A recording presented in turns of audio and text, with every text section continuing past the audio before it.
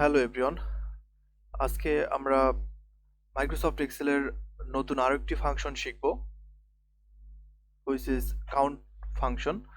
এখানে দেখতে পাচ্ছেন যে কোম্পানি XYZ এর একটি কিছু ডাটা এখানে দেয়া আছে।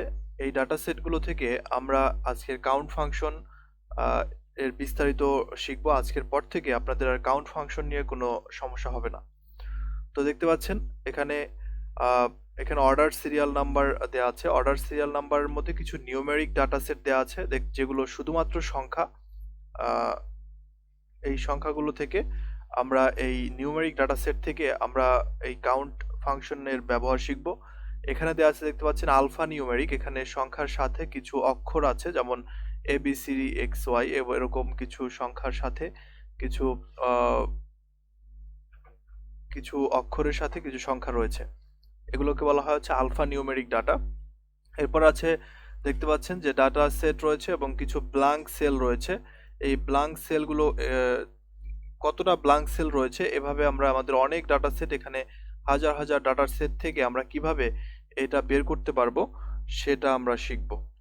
তো তার প্রথমে আমরা কাউন্ট ফাংশনে আমরা যখন নিউমেরিক ডাটা সেট নিয়ে কাজ করব তখন আমরা লিখব, কাউন্ট ফাংশনে গিয়ে লিখব এখানে আমরা ইকুয়াল কাউন্ট, তারপর হচ্ছে আমরা রেঞ্জটা নির্ধারণ করে দিব, সেলের রেঞ্জ। এখানে আমরা ডি, এখানে আছে A8 থেকে আমরা এটাকে নিচে অনেক ডাটা সেট রয়েছে, এখানে আমরা কিভাবে একবারেই সিলেকশন করতে পারি এটা খুবই গুরুত্বপূর্ণ। কন্ট্রোল শিফট এবং হচ্ছে ডাউন অ্যারো কি চেপে আমরা এটা করতে পারি। কন্ট্রোল শিফট এবং ডাউন অ্যারো কি চাপলাম এবং এন্টার দিলেই আমাদের, দেখতে পাচ্ছেন এখানে আমাদের এই নিউমেরিক ডাটা সেট রয়েছে হচ্ছে 500টি। দেখতে পাচ্ছেন ইজিলি আমরা এটাকে বের করে ফেললাম। 500টি ডাটা সেট এখানে আমাদের রয়েছে। ওকে, তো দেখেন এখানে নিউমেরিক ডাটা সেটের ক্ষেত্রেই শুধুমাত্র কাউন্ট এই অপশনটি আমরা ব্যবহার করব, যেগুলো শুধুমাত্র অক্ষর মানে সংখ্যা, সেগুলোকেই আমরা শুধু ব্যবহার করব। যেগুলো হচ্ছে ম্যাথমেটিক্যাল সংখ্যা যেগুলো আছে সেগুলোই শুধু আমরা এই কাউন্ট এই ফাংশনের মাধ্যমে আমরা এটাকে নির্ধারণ করতে পারবো। কিন্তু এখানে দেখেন আমি যখন এই একটা ঘর যদি আমি খালি করে দিই, একটু আপনাদের বোঝার সুবিধার্থে, এই ঘরটা যখন আমি খালি করে দিলাম এখানে অটোমেটিক্যালি 499 হয়ে গেল। এই ঘরটিকে সে কাউন্ট করতে পারছে না। কাউন্ট ফাংশন শুধুমাত্র নিউমেরিক ডাটা সেটকে কাউন্ট করে, অন্য কাউকেই কাউন্ট করতে পারে না। তারপর দেখেন এখানে আমি পরের একটি ঘরে এখানে আমি যদি লিখে দেই, ধরেন এ লিখে দিলাম, বি, এরকম একটি ABCDর কিছু অক্ষর লিখে দিলাম, তাহলে এখানে দেখেন 498 হয়ে গেছে। এখানে আমাদের এই ঘরটিকেও, এই সেলটিকেও এই কাউন্ট ফাংশন গণনা করতে পারছে না, তাই 498 হয়ে গেল। আবার যখন আমি এটাকে আহ, অক্ষরগুলো কেটে দিব তখন আবার এটাকে কাউন্ট করতে পারবে। আবার যখন এখানে আমি কন্ট্রোল Z দিয়ে আমি আবার পেছনে চলে যাই, এখানে 500টি ডাটা সেট এখানে রয়েছে। ওকে, তারপর হচ্ছে আলফা নিউমেরিক। আলফা নিউমেরিক হচ্ছে কিছু ম্যাথমেটিক্যাল সংখ্যা থাকবে এবং কিছু অক্ষরও থাকবে। এরকম যদি থাকে যে আলফা নিউমেরিক ডাটা সেট, এগুলোকে আমরা কাউন্ট করার জন্য আমরা এখানে ব্যবহার করব, যে ফাংশনটি ব্যবহার করব সেটা হচ্ছে কাউন্ট এ। কাউন্ট এ, দেখতে পাচ্ছেন কাউন্ট এ, এই ফাংশনটি আমরা এখানে ব্যবহার করব কাউন্ট এ দিয়ে। তারপরে ভ্যালু নির্ধারণ করার জন্য আমরা সেল রেঞ্জ নির্ধারণ করে দিব।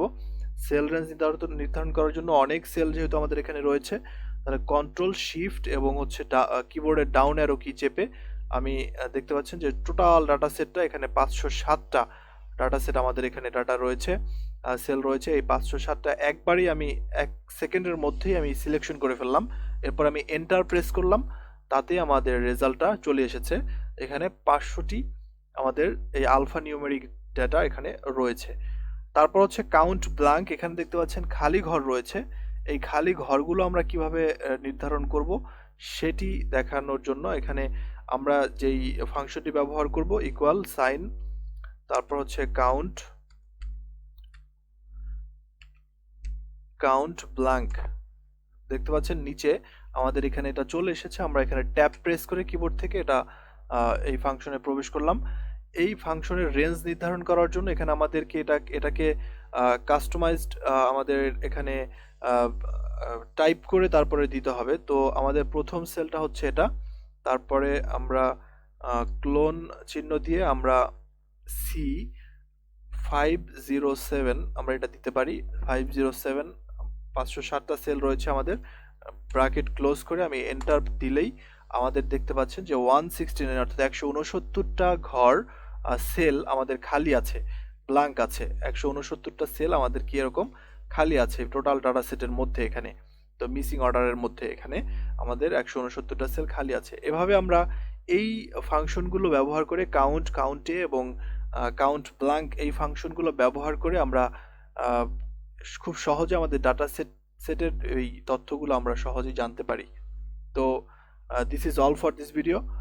দেখা হবে নতুন কোনো ভিডিওতে। অবশ্যই ভিডিওটা ভালো লাগলে এবং এখান থেকে কিছু শিখতে পারলে আপনারা কাইন্ডলি অন্যের জন্য একটু শেয়ার করবেন। আহ, এতে করে অন্যরাও এটা খুব সহজে শিখতে পারবে। তো ভালো থাকবেন সবাই, ধন্যবাদ।